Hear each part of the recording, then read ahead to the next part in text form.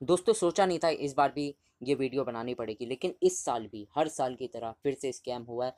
And मजबूरन मुझे ये वाली वीडियो बनानी पड़ रही है। और वो क्या है, क्या आंसर की को लेकर आपके साथ बहुत बड़ा स्कैम हो रहा है जो आप समझ नहीं पा रहे हो, और कैसे आपसे पैसे को ठगा जा रहा है, इस बारे में मैं बताऊंगा। एंड हाँ, जिन भी बच्चों के मार्क्स कम आ रहे हैं ना, तो उनको भी बताऊंगा कि उनके मार्क्स क्यों कम आ रहे हैं। क्यों? क्योंकि वो गलत तरीके से अपने आंसर को चेक कर रहे हैं और अच्छे से कैलकुलेट नहीं कर रहे हैं। तो किस तरीके से चेक करना है ये भी बताऊंगा, और ये जो इतना बड़ा स्कैम चल रहा है इससे कैसे बचा जाए, और लास्ट में सोल्यूशन क्या है वो भी बताऊंगा। इसलिए वीडियो को ध्यान से जरूर देखना। देखो तो चलो शुरुआत करते हैं। देखो दोस्तों, वैसे तो ये वीडियो मैंने सोचा था 2-3 दिन पहले ही बना दूँ, या अराउंड एक वीक पहले ही।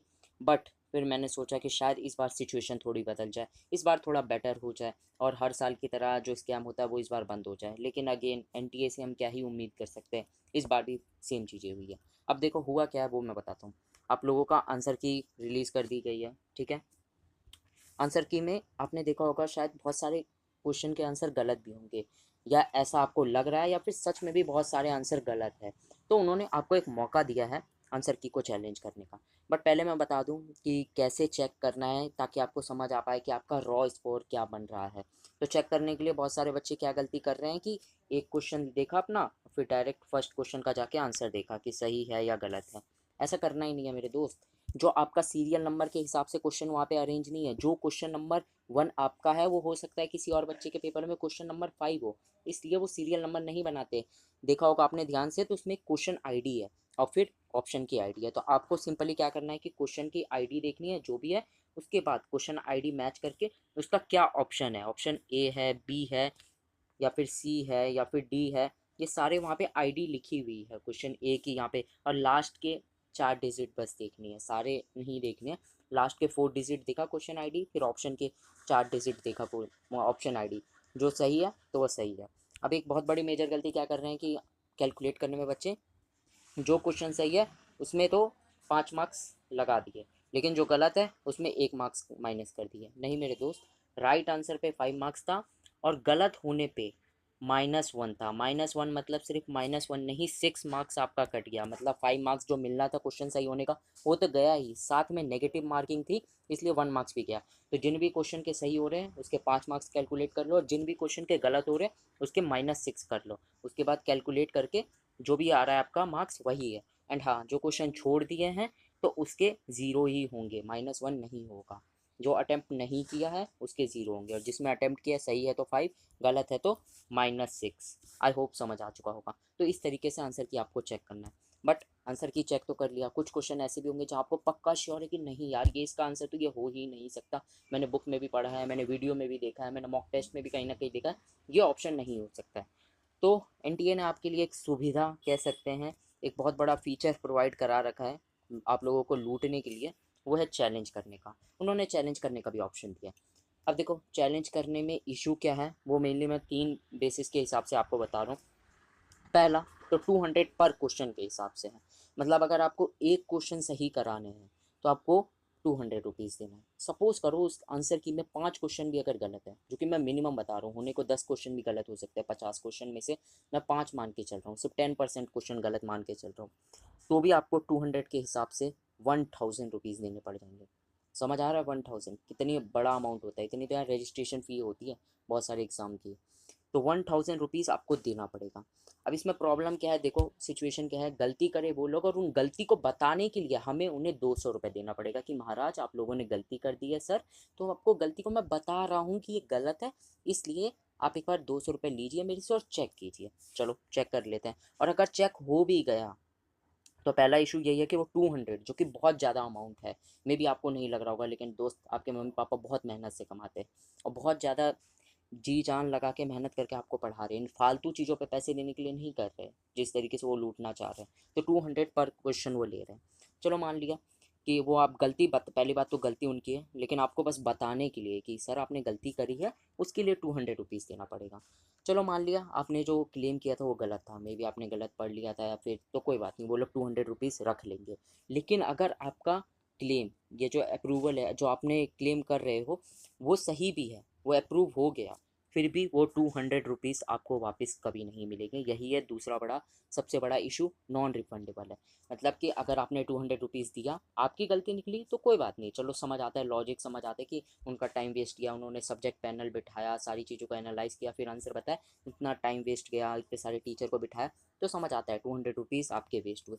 लेकिन अगर आपके सही हो गया क्लेम, आपने जो बताया कि ऑप्शन नंबर सी और उन्होंने बी बता रखा था और सी सही निकला, तो कम से कम पैसे तो देने चाहिए वापस, तो वो भी नहीं है। तो समझ आ रहा है किस तरीके से आपके स्कैम किया जा रहा है। मतलब गलती भी वो करे, उस गलती को सुधारने के लिए आप पैसे दोगे, तो वो पैसे कमा रहे हैं इस तरीके से।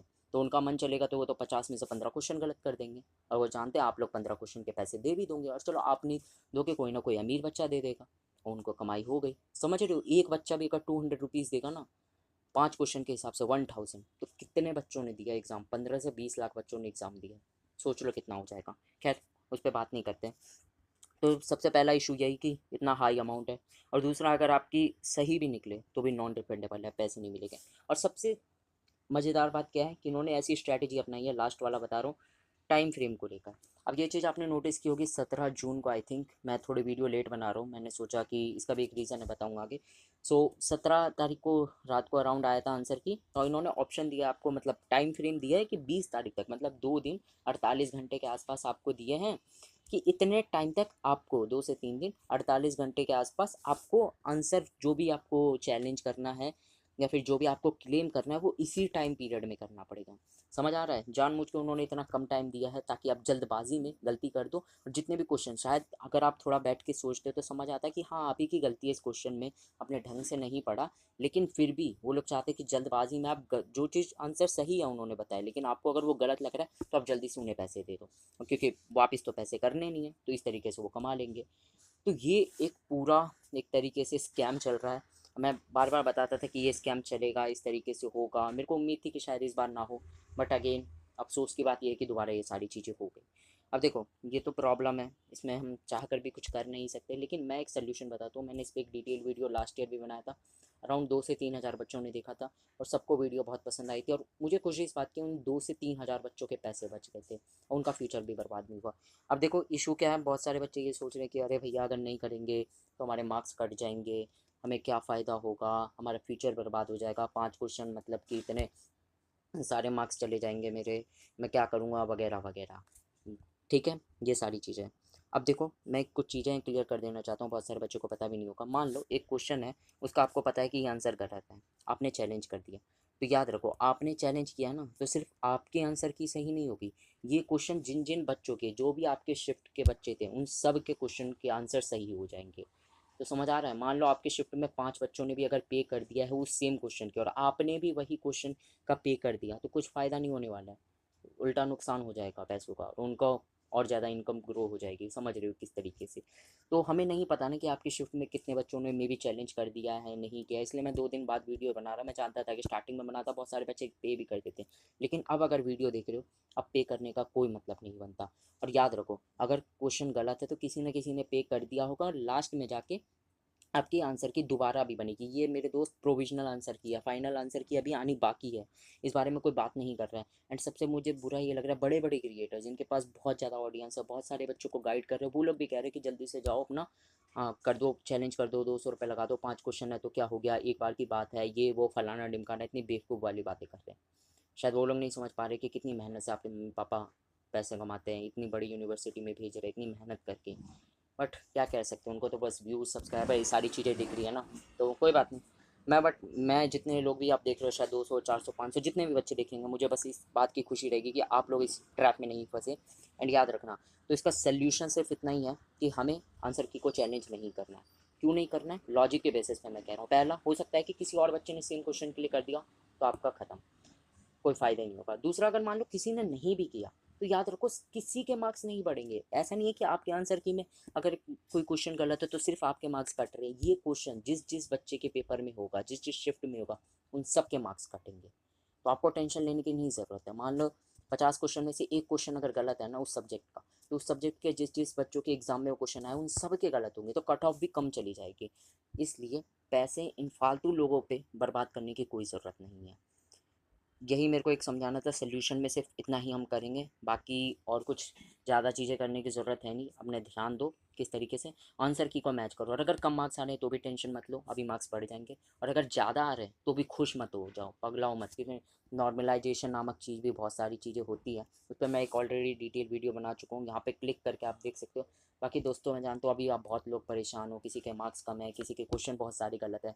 कोई भी इशू हो, आपका भैया आपके साथ खड़ा है, कमेंट बॉक्स में लिखो, सारी चीज़ों का मैं जवाब दूंगा। और अगर बहुत बड़ा इशू हुआ तो उस पर एक डिटेल वीडियो भी बनाऊंगा।